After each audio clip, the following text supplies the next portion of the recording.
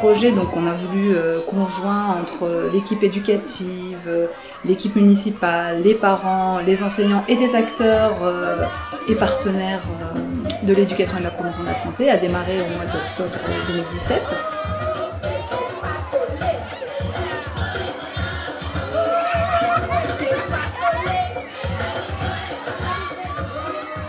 Est-ce que vous voyez une prune? Non. C'est quoi, prune de Citerre, tu veux dire? Oui? Est-ce que quelqu'un voit une prune? Ce projet est basé sur l'alimentation, un parcours d'éducation à la santé qui fait partie des objectifs de notre ministère, prévenir l'obésité. Deuxième point, c'est que les goûters des enfants n'étaient pas adaptés et ce qui nous a un peu perturbés, c'est de voir les enfants venir avec des aliments inappropriés. Et l'objectif, en tout cas dans l'école, c'est que vous ayez des billes sur l'éveil sensoriel, sur comment ça marche concrètement vous. Et puis... On a réussi à mettre en place 4 axes d'intervention. Un axe qui a été dédié principalement au renforcement des connaissances et des compétences des enseignants et du personnel municipal. Rentrer dans le vif. Ça brûle un peu. Donc, faut vraiment que vous ayez... Voilà. C'est un petit pamplemousse qu'on trouve dans les jardins. Du citron. Non, ça c'est pas du citron. C'est quoi celui-là? Il y a une de vos camarades qui a dit tout à l'heure. C'est quoi? C'est quoi?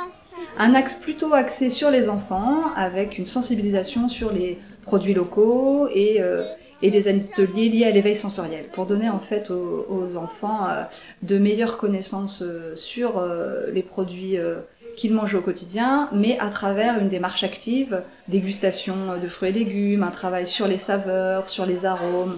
Qu'est-ce que je sens en bouche? ça sent le... Il faut le noter.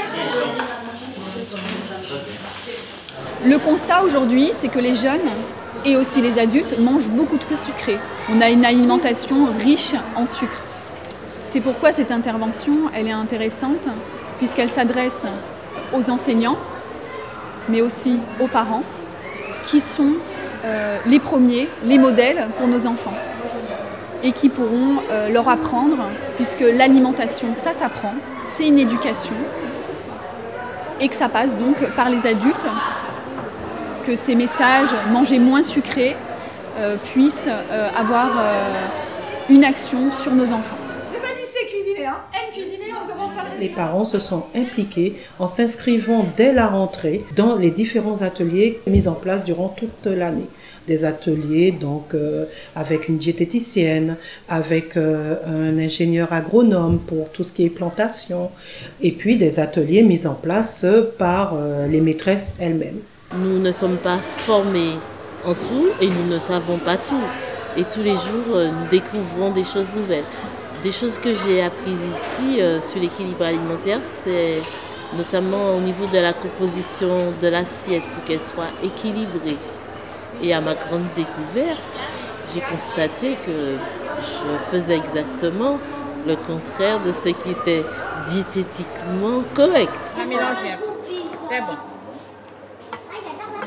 Qui veut essayer? Ouais. Vous allez tous y passer. La prévention, pour moi, c'est quelque chose d'important. Prévenir les maladies.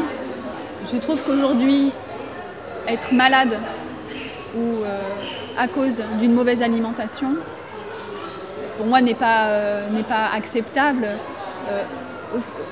Encore plus chez les enfants, mais aussi pour les adultes. Ah oui, d'abord, il faut enlever la peau. Bah oui, comment on enlève la peau? Voilà. Oui. Pourquoi tu mets ta main dans ta bouche?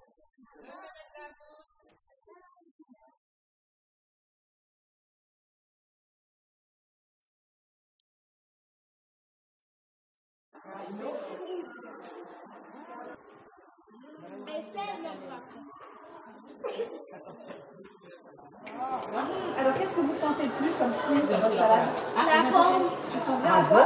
Tous les fruits. Tous les fruits, tu les sens? Lequel en particulier? Lequel?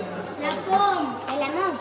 Ah, la menthe. Donc le troisième axe avait pour objectif de faire du lien entre les parents, les enseignants, l'équipe municipale autour de formations, d'ateliers, éveil sensoriel, activité physique et information sur les maladies métaboliques. pour cela donc des ateliers culinaires, de transformation des fruits, des ateliers plutôt consultation diététique et des ateliers activité physique avec un éducateur sportif de la Fédération Sport pour tous ont été mis en place. Contraction abdominale, ça commence d'abord par le périnée et en relevant le pied, le buste reste ouvert. On ne peut pas toucher le cerceau, ni à gauche ni à droite. Voilà, toujours avec la conscience. Relâchez.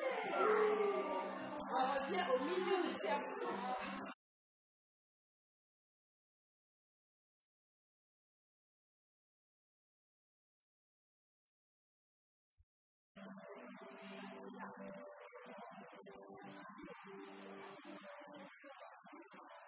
Ça leur a permis de découvrir de nouvelles activités qu'ils pratiquent peut-être pas dans leur quotidien, donc notamment la marche nordique. Alors c'est vrai qu'en Guyane c'est un peu particulier, mais ça a tout son sens, ça permet de faire marcher les gens en groupe dans le quartier et de créer du lien entre les différentes personnes qui pratiquent.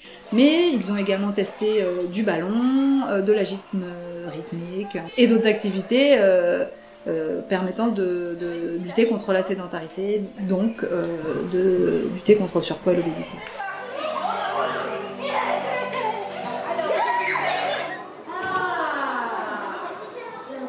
Faire prendre vraiment conscience de l'importance du petit déjeuner, qui est le premier repas de la journée et qui doit apporter de l'énergie pour que l'enfant puisse correctement apprendre. Parce qu'en fait, c'est ça l'enjeu. Hein. Quand on leur demande, par exemple, d'éviter les boissons sucrées, c'est parce qu'il y a une raison et que ce n'est pas la peine de cacher le jus, par exemple, ou pire encore, le soda dans la gourde. Parce qu'on le sait, l'enfant le dit. Quand on fait des recommandations, parents, s'il vous plaît, veuillez les observer. C'est ça. Et la mangue, est-ce que c'est facile à découper la mangue? Oui. L'axe 4 est un axe 3 spécialisé sur les personnes en situation de surpoids ou d'obésité.